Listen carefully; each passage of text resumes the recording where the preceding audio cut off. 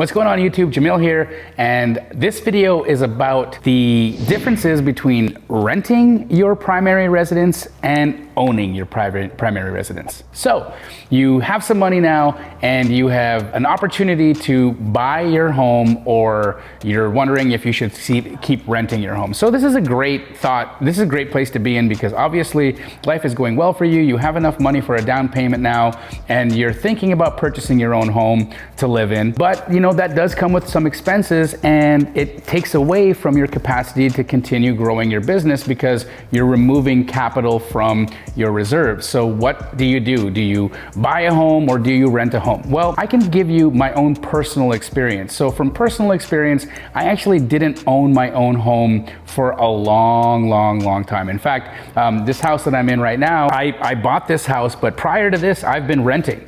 And the reason I was renting was because it was relatively low cost for me to rent. The cost of renting versus home ownership is a lot lower. And so I could live in a beautiful home for around $3,000 a month.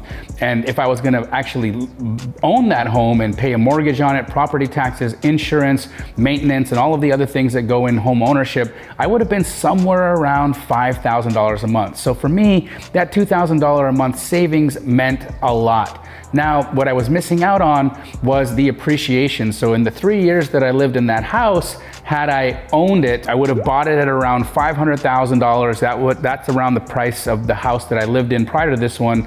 That's what it was worth the day I moved into it. And the day I left, it was worth around $750,000. So it did appreciate $250,000, which would have really come in handy had I owned the house. But for me at the time, it just made more sense for me to rent. So what you really need to do is look at your current finances. Does it make sense for you to rent a house?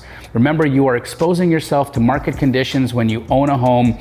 You don't want to be upside down in a house. And so really, you've got to take a look at your current situation.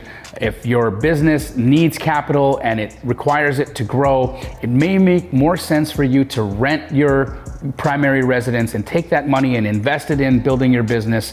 For me, it made more sense because it allowed me to build Keegly. Had I used the capital to buy a house rather than putting that capital into my business, I don't think Keegly would have been the business it is today. Now, yes, I did miss out on $250,000 in appreciation in the home.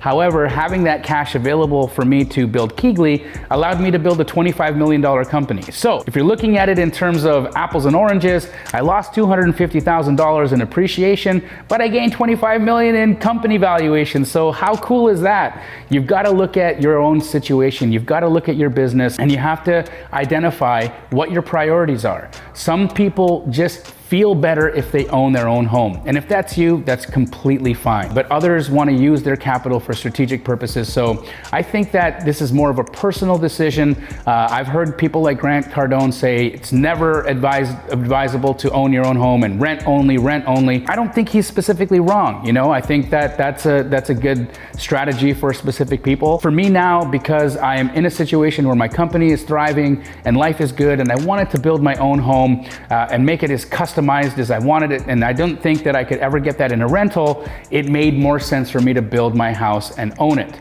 Now, I went through the market crash of 2008, and so I don't relatively believe in leverage, so I don't have a mortgage on my house.